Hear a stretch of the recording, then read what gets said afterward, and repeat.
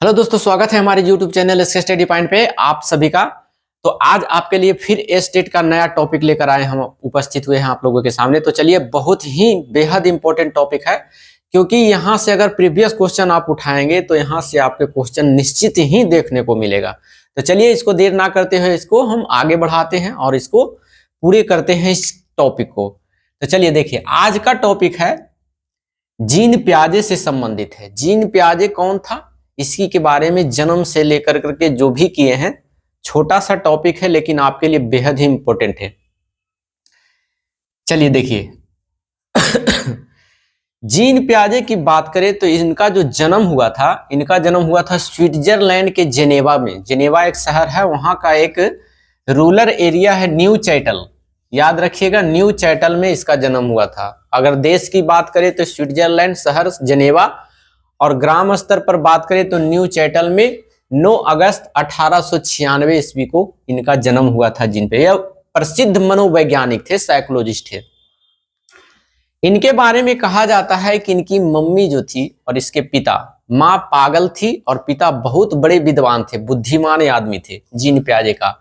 और इन्हीं दोनों का प्रभाव इन पर पड़ा और यह जो है एक मनोवैज्ञानिक की छवि लेकर दुनिया में आए। इन्होंने क्या किया, बच्चों पर एक्सपेरिमेंट किया कि बच्चे जन्म होने के बाद क्या क्या क्रियाएं करता है, कैसे सीखता है। इन्हीं पर इन्होंने शोध किया और पाया बहुत सारे चीजों को, और वह हम लोग आज पढ़ते हैं। और यह मैंडेटरी है, जीन पियाजे के बारे में जो भी टीचर हैं वह पढ़ना अनिवार्य है। बीएड का कोर्स है, और यहाँ से जो आप टीचर एबिलिटी टेस्ट देते हैं, चाहे वह स्टेट में देते हैं या फिर सीटेट में देते हैं, वहां से यह क्वेश्चन उठाया जाता है। तो चलिए देखिए, कह रहा है कि अल्फ्रेड बीने के प्रयोगशाला में काम करना शुरू किया। शुरुआती जीवन में उन्होंने क्या किया, अल्फ्रेड बीने, वो भी एक साइकोलॉजिस्ट थे, उन्हीं के प्रयोगशाला में उन्होंने कार्य बहुत करते करते बहुत दिन बीत गया और बहुत सारे चीज इन्होंने सीखा। और सीखने के फलस्वरूप इन्होंने बच्चों पर एक्सपेरिमेंट किया। खासकर कोई कहा जाता है कि दूसरे बच्चों पर किसी ने एक्सपेरिमेंट किया होता है तो अच्छा समझता है, अपने बच्चों पर कोई नहीं करता है।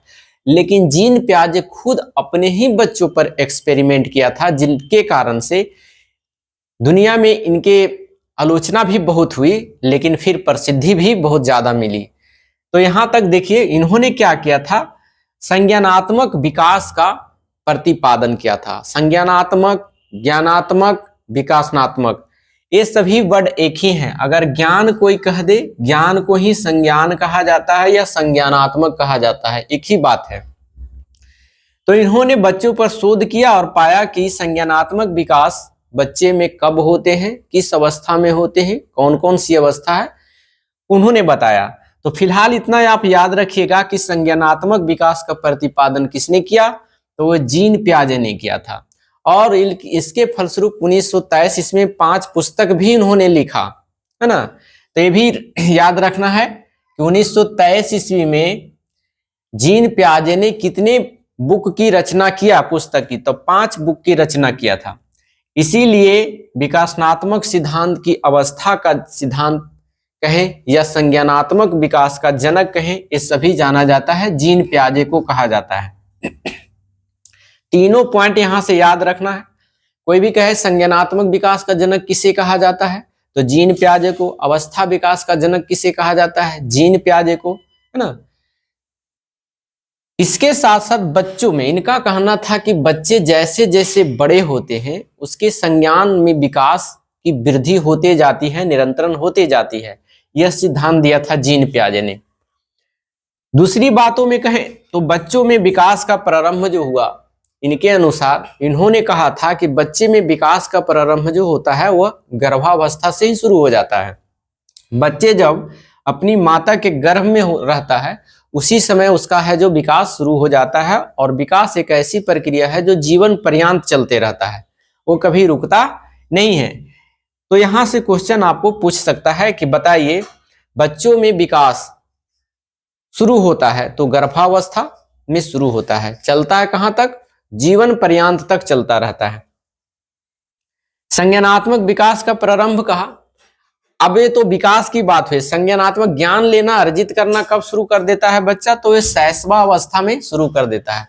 और शैशवावस्था किस काल में होता है हम बताएंगे। शैशवावस्था कहा जाता है आपका 0 से लेकर 2 वर्ष तक की अवस्था को शैशवावस्था कहा जाता है।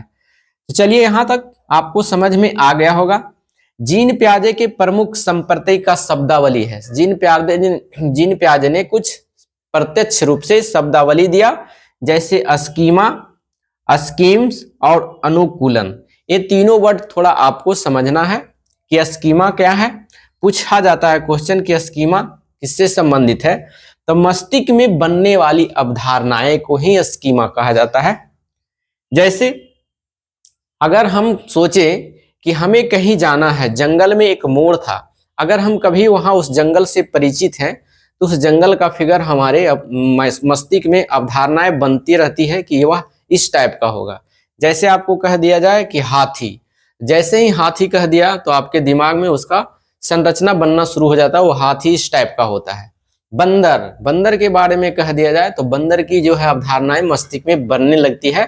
तो जो मस्तिष्क में बनने वाली अवधारणाएं होती है उसी को कहा जाता है स्कीमा कहा जाता है। तो यहां तक समझ में आ गया होगा। अर्थात दूसरे शब्दों में हम कहें तो वातावरण द्वारा अर्जित संपूर्ण ज्ञान को ही कहा जाता है स्कीमा। वातावरण में या वातावरण द्वारा अर्जित संपूर्ण ज्ञान के संगठन को ही क्या कहा जाता है, स्कीमा कहा जाता है। स्कीम्स क्या होता है, तो व्यवहारों के संगठित पैटर्न जिसे आसानी से दोहराया जा सके, जो कार्य हम आसानी से दोहरा सके उसी को कहा जाता है स्कीम्स। जैसे कोई कार है तो कार का गियर बदलना, बार बार गियर बदलते हैं, पुनरावृत्ति करते हैं तो वो स्कीम्स हो जाता है। एक्सीलरेटर देते हैं तो वो स्कीम्स हो जाता है ना। और एक तीसरा पॉइंट है, आपको अनुकूलन समझना है। बालकों में वातावरण के साथ साथ अपने आप समायोजित करने की प्रवृत्ति होती है, जिसे अनुकूलन कहा जाता है। मतलब जब बच्चे दुनिया में आते हैं तो आने के फलस्वरूप अपने आप को यह वातावरण में ढाल लेते हैं, है ना, कि किस टाइप का पृथ्वी पर हम आए हैं तो यहाँ की वातावरण कैसी है, उस अनुकूल को ही कहा जाता है अनुकूलन। जो नहीं ढाल पाता है अपने आप को वातावरण में तो वह उसे बहुत सारी ऋतुएं, मौसम की समस्याओं से जूझना पड़ता है। जैसे आप लोग हम जानते हैं मेढक के बारे में। मेढक एक अनुकूलित प्राणी है, जिस एरिया में जाए उसके अनुसार वो ढल जाता है। जल में जाए तो जल के अनुसार ढल जाता है, स्थल पर जाए तो स्थल के अनुसार ढाल लेता है अपने आप को। समान वर्षा, गर्मी, सर्दी सब में अनुकूलित वह सब जगह पर अवेलेबल हो जाता है, रह लेता है, जिंदगी को गुसर वसर कर लेता है। तो आपको यहाँ तक 3 पॉइंट समझ में आ गया होगा, स्कीम्स, स्कीमा, स्कीम्स और अनुकूलन। जब जीन पियाजे की विकास की अवस्था है, जब इन्होंने प्रयोग किया था बच्चों पर, तो बच्चों पर पाया कि बच्चों में विकास की अवस्थाएं जो होती है 4 चरणों में होती है। ये याद रखना, आपको याद रखना है कि जीन पियाजे ने विकास की कितने अवस्थाएं को बताया था, तो 4 अवस्थाएं को बताया गया था जीन पियाजे के द्वारा। वो कौन कौन है? पहला है संवेदी गामक अवस्था। संवेदी गामक अवस्था में बच्चे की उम्र जो होती है 0 से लेकर 2 वर्ष तक की अवस्था को कहा जाता है संवेदी गामक अवस्था। दूसरा में आते हैं तो पूर्व संक्रियात्मक अवस्था कहा जाता है। जिस बच्चे की आयु 2 वर्ष से लेकर 7 वर्ष तक की होती है तो उसको बांटा गया पियाजे के अनुसार, उसे कहा गया है कि पूर्व संक्रियात्मक अवस्था। तीसरा में बांटा गया मूर्त संक्रियात्मक अवस्था, मतलब बच्चे की आयु 7 वर्ष से लेकर के 11 वर्ष तक है तो उसको बांट दिया गया मूर्त संक्रियात्मक अवस्था में।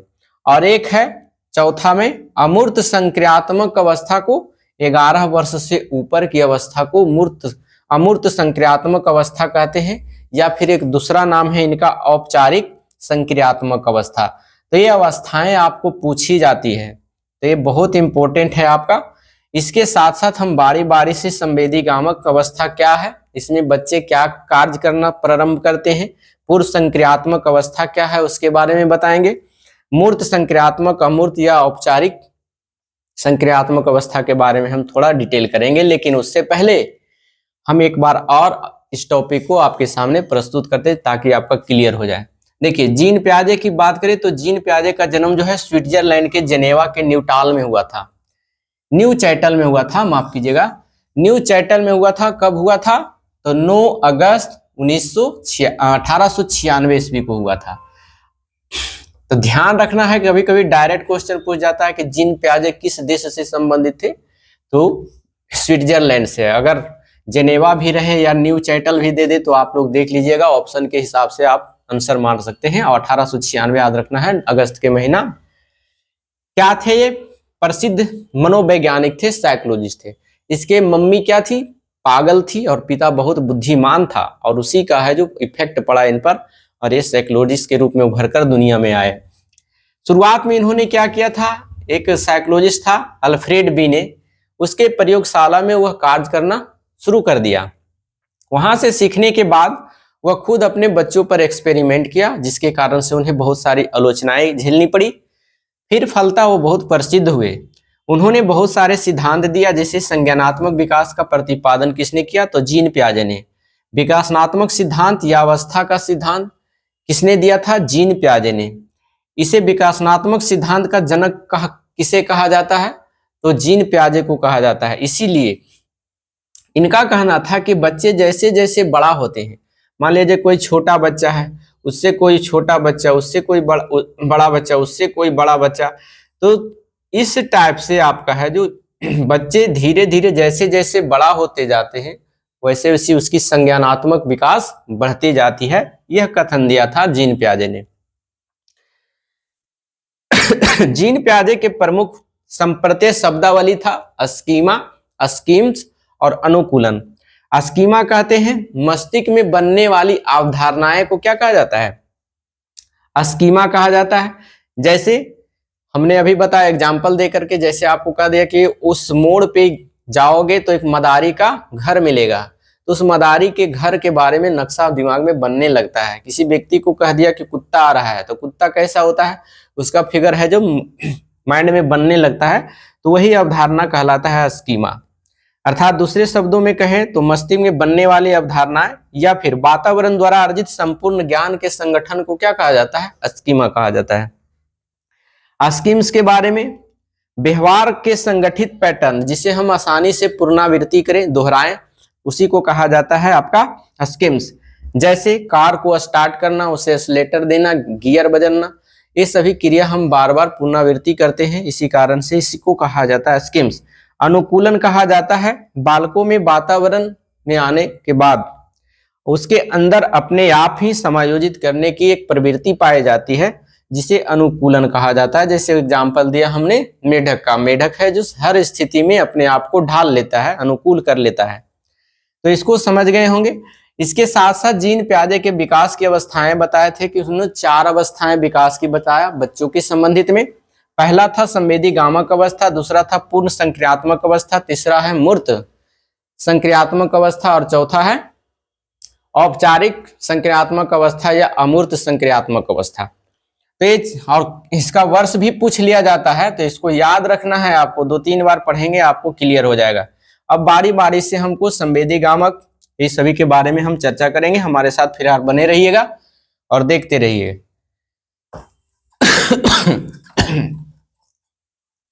चलिए देखिए, जुड़े रहिए हमारे साथ। थोड़ा आज इसको खत्म कर दें तो अगला चैप्टर भी कल कोहल वर्ग से संबंधित होगा या वाइगोत्स्की लेकर आएंगे आपके। ये सभी है जो पूछते रहता है क्वेश्चन में। चलिए देखिए, पहला है संवेदी गामक। संवेदी गामक अवस्था। संवेदी गामक अवस्था ये बच्चे की अवस्था है। यह बच्चा का उम्र इस समय 0 से लेकर 2 वर्ष के बीच होता है, यह तक होता है। इसमें बच्चे क्या करते हैं, इसका पॉइंट याद रखना है कि इसे इंद्रिय गामिक अवस्था भी कहा जाता है। इंद्रिय गामक गामक अवस्था कहा जाता है।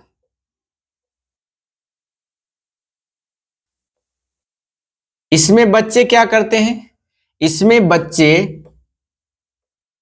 देखकर, सुनकर, स्पर्श कर, है ना, गंध के माध्यम से, गंध के माध्यम से ज्ञान अर्जित करते हैं। क्या करते हैं? ज्ञान अर्जित करते हैं।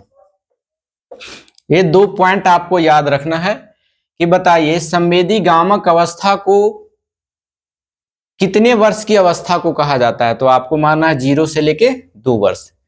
कहा इंद्रिय गामक अवस्था को किस नाम से भी जाना जाता है? तो संवेदी गामक अवस्था के नाम से। या संवेदी गामक अवस्था किस नाम से जाना जाता है? तो इंद्रिय गामक नामक अवस्था से जाना जाता है। बच्चों में देखकर, सुनकर, स्पर्श कर, गंध के माध्यम से, है ना, बच्चों में ज्ञान अर्जन करने की प्रवृत्ति किस उम्र में होती है? तो 0 से 2 वर्ष अर्थात संवेदी गामक अवस्था में होती है। तो इतना आपको याद रखना है। दूसरा पॉइंट में हम लेकर चलते हैं पूर्व संक्रियात्मक अवस्था। दूसरा जो है आपका पूर्व है संक्रियात्मक अवस्था। इसमें बच्चे की उम्र जो होती है 2 वर्ष से लेकर के 7 वर्ष तक। 2 वर्ष से लेकर के अवस्था कितनी होती है इसमें? माफ कीजिएगा, इसमें 2 वर्ष से होगा, 2 वर्ष से लेकर के 7 वर्ष तक की अवस्था को पूर्व संक्रियात्मक अवस्था। और किनके सिद्धांत पढ़ रहे हैं? ये हम पढ़ रहे हैं जीन प्याजे के बारे में। जीन प्याजे ने विकास के 4 अवस्था बताए थे, उसी अवस्था को हम लोग अध्ययन कर रहे हैं। इसमें बताया था कि बच्चे हैं जो पड़ोसन के साथ खेलने के लिए चल जाते हैं। इस अवस्था में बालक पड़ोसी के घर में चले जाते हैं, उनके बच्चों के साथ खेलने के लिए चले जाते हैं। पड़ोसी के बच्चे के साथ खेलने चले जाते हैं, है ना। इसमें कहा जाता है कि खिलौने की अवस्था कहा जाता है। इस अवस्था में जब बच्चे आते हैं तो खिलौना का ज्यादा डिमांड मांगते हैं, इसीलिए खिलौने की अवस्था कहा जाता है। खिलौने की अवस्था। इस सब पॉइंट को आपको याद रखना है। तीसरा पॉइंट याद रखना है इसमें भाषा बच्चे सीख जाते हैं, सीखना प्रारंभ कर देते हैं। बच्चे को अच्छा तरीके से बोलने के लिए आ जाता है, बोलना सीख जाता है। जिस भाषा का प्रयोग उसके माता पिता करते हैं, बोलना सीख जाता है। उस भाषा को बच्चे बोलना सीख जाते हैं, यानी भाषा बोलना कर लीजिएगा। इसमें भाषा बोलना सीख जाते हैं किस अवस्था में? तो वह पूर्व संक्रियात्मक अवस्था में बच्चे हैं जो भाषा बोलना सीख जाते हैं। और क्या होता है इस अवस्था में? इस अवस्था में बच्चे प्रतीकात्मक चीजों का प्रतीक करता है। प्रतीकात्मक चिंतन करता है। अगला पॉइंट देखें, निर्जीव में सजीव का चिंतन करता है। निर्जीव में क्या करता है? सजीव का चिंतन करता है।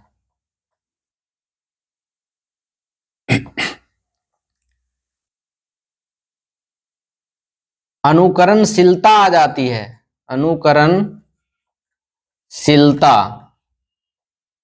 अनुकरणशीलता बच्चे में आ जाती है। अब अनुकरणशीलता है कि सभी कुछ हम ही हैं। जैसे कहा कि मैं स्पाइडरमैन हूं, आकाश में उड़ सकता हूं। सब कुछ अपने आप को ही समझता है, वही होता है अनुकरणशीलता। मैं स्पाइट जेट हूं, मैं उड़ सकता हूं, ऐसी कल्पना करते हैं बच्चे। किस अवस्था में? तो पूर्व संक्रियात्मक अवस्था में करते हैं बच्चे। प्रतीकों का प्रतीक सजीव वस्तुओं को निर्जीव बना देता है, निर्जीव वस्तुओं को सजीव बना देता है। किस अवस्था में? तो पूर्व संक्रियात्मक अवस्था। जैसे अगर पूछ दिया जाए, एक बच्चे को आलू का चिप्स दिखाते हैं या कुछ चीज का चिप्स दिखाते हैं और उनसे वह जवाब देता है, पूछते हैं क्या है, तो वो कहता है बच्चे कि यह तितली है। क्या है? तितली है। तो बच्चे कौन सी अवस्था में है? तो बच्चे जो है पूर्व संक्रियात्मक अवस्था में है।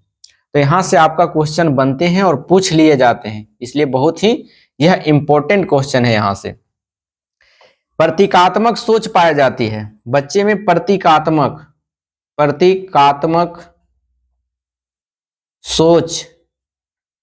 सोच पाई जाती है। किस अवस्था में? तो पूर्व संक्रियात्मक अवस्था में। ये सभी बातें आपको याद रखनी है। खिलौने की अवस्था किस अवस्था को कहा जाता है? पूर्व संक्रियात्मक अवस्था को, है ना। बोलना बच्चे सीख जाते हैं किस अवस्था में? पूर्व संक्रियात्मक। पड़ोसी के साथ खेलने के लिए चले जाते हैं, है ना। चिंतन करना शुरू कर देते हैं कि सजीव वस्तुओं को निर्जीव बना देते हैं, निर्जीव वस्तुओं को सजीव बना देते हैं। तो ऐसी प्रवृत्ति बच्चे में आती है पूर्व संक्रियात्मक। तो आशा करता हूं कि ये दो टॉपिक आपका समझ में आ गया, संवेदी गामक और पूर्व संक्रिया। अब चलते हैं तीसरा में लेकर के, हमारे साथ बने रहेंगे। आप लोग शॉर्ट स्क्रीन लेते रहेंगे और पॉइंट को याद रखेंगे, ध्यान में रखेंगे, क्योंकि आपका सीटेट में आपका ऐसा ही क्वेश्चन पूछा जाता है। चलिए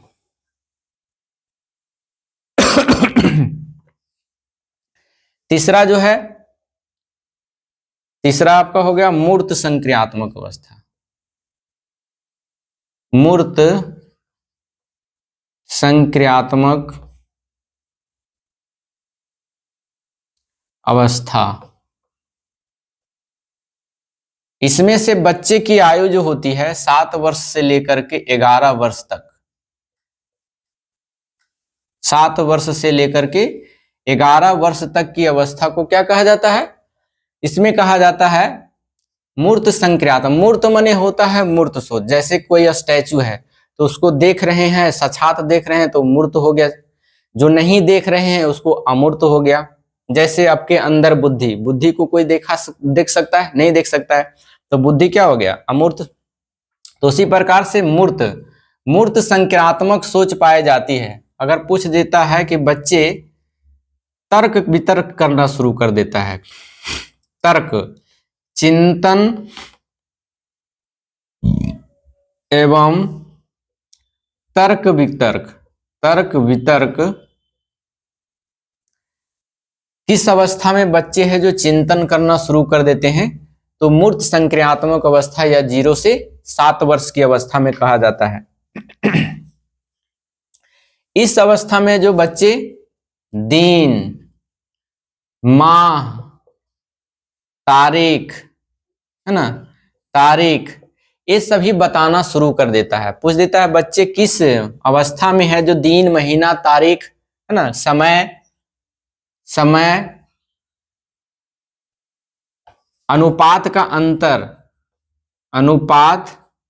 अनुपात का अंतर, साथ साथ में आरोही और अवरोही क्रम, आरोही और अवरोही कर्म बच्चे करने के लिए सीख जाता है इस अवस्था में। इस अवस्था में मूर्त संक्रियात्मक अवस्था जो 7 से लेकर 11 वर्ष की अवस्था होती है, तो ये बच्चे तर्क वितर्क करना शुरू कर देता है, चिंतन करना शुरू कर देता है। दिन, माह, महीना, तारीख, घंटे, समय, अनुपात का अंतर और आरोही से अवरोही कर्म, ये सभी सीख देता है, बताना शुरू कर देता है। किस अवस्था में? तो इसको भी ये पॉइंट याद रखिएगा, ये पूछ सकता है, कथन कारक में देकर के पूछता है। और एक आपका रह गया चौथा, चौथा आपका रह गया अमूर्त, अमूर्त, अमूर्त संक्रियात्मक अवस्था, अमूर्त संक्रियात्मक अवस्था। आप लोग लिख लेंगे, शॉर्ट स्क्रीन लेंगे, अगर नहीं दिखाई पड़ रहा है तो आप क्वालिटी को बढ़ा लीजिएगा थोड़ा सा।